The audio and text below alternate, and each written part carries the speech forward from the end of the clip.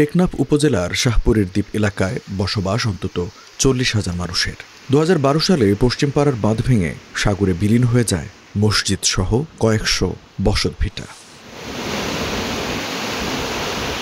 এর 10 বছর পর 151 কোটি টাকা খরচে নির্মাণ করা হয় বেনিবাঁধ। তবে এই 2 বছর পূর্তির আগেই সেই বাঁধেও দেখা দিয়েছে ধস। আবারও জোয়ারের লবণাক্ত পানি ঢুকছে লোকালয়ে। এতে আতঙ্কিত স্থানীয়রা। এখানে প্রতি প্রায় 2 কিলোমিটার নষ্ট হয়ে গেছে। এখন তো এমনি জোয়ারের পানি ভিতরে ঢুকে, বর্ষা হলে কি করব, ঘূর্ণি বাতাস হলে। 2-4-5 দিন আগে এই বিরিবান্ধের উপর থেকে পানি বাড়াই অনেক বাড়িঘর নষ্ট হয়ে গেছে, অনেক আল চাষ ক্ষেত কলা সবগুলা নষ্ট হয়ে গেছে। এই যে 2-4 দিন আগে গতকালকেও বিরিবান্ধের উপর থেকে পানি বাড়াই বাড়িঘর নষ্ট হয়ে গেছে গতকালকে। ঘূর্ণিঝড় কিংবা জলোচ্ছ্বাস আঘাত হানলে জানমাল রক্ষা নিয়ে দুশ্চিন্তায় আছেন স্থানীয় বাসিন্দারা। ঘরবাড়ি, দোকানসহ নানা অবকাঠামো নিশ্চিহ্ন হওয়ার শঙ্কায় দিন কাটছে তাদের। সরকারের কাছে আবেদন জানাই, একটা খরচ বান্ধিয়া বিরিবান্ধ এই সেনাবাহিনীর দিকে বাজেট করে দিলে আমার জনগণ সুবিধা হবে। 40,000 মানুষ না হলে খুব কষ্ট করবে। আমরা তো এখন খুব আতঙ্ক। কোন সময় সাগরে দিয়ে আমাদের শাহপুরের 20-40,000 মানুষের অবস্থা খারাপ হয়ে যায়, বিচ্ছিন্ন হয়ে যায়। আল্লাহ জানে, আমরা দুজন জানি। আমরা খুব আতঙ্ক। আমরা রাত্রে ঘুম নাই।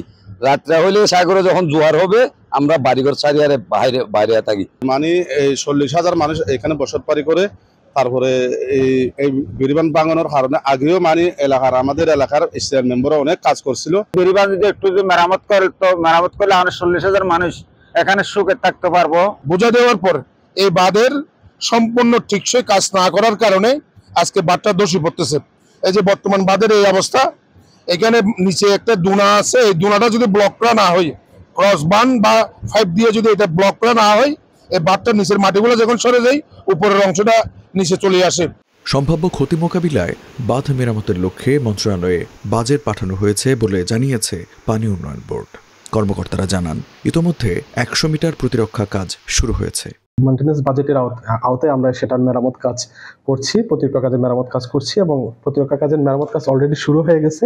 আমাদের 100 মিটার প্রতিরক্ষা কাজ মেরামতের কাজ চলমান আছে এবং আমাদের বাকি অল্প কিছু জায়গা আমাদের ক্ষতিগ্রস্ত হয়েছে, সেটার আমরা বাজেট আমরা বোর্ড এবং মন্ত্রণালয়ে পাঠিয়েছি। এটা আসলে আমরা আমাদের প্রতিরক্ষা কাজ মেরামতের কাজটা বাস্তবায়ন করতে পারবো সম্প্রতি ইনশাআল্লাহ। টেকনাফ পানি উন্নয়ন বোর্ডের তথ্য অনুযায়ী 2012 সালের 22 জুলাই জোয়ারের তোড়ে শাহপুরের দ্বীপের পশ্চিমপাড়ার বেনিবাঁধের 3 কিলোমিটার সাগরে বিলীন হয়। ভেঙে যায় টেকনাফ শাহপুরের দ্বীপ সড়কটি। তখন কয়েকশো পরিবার গৃহহীন হয়ে পড়ে।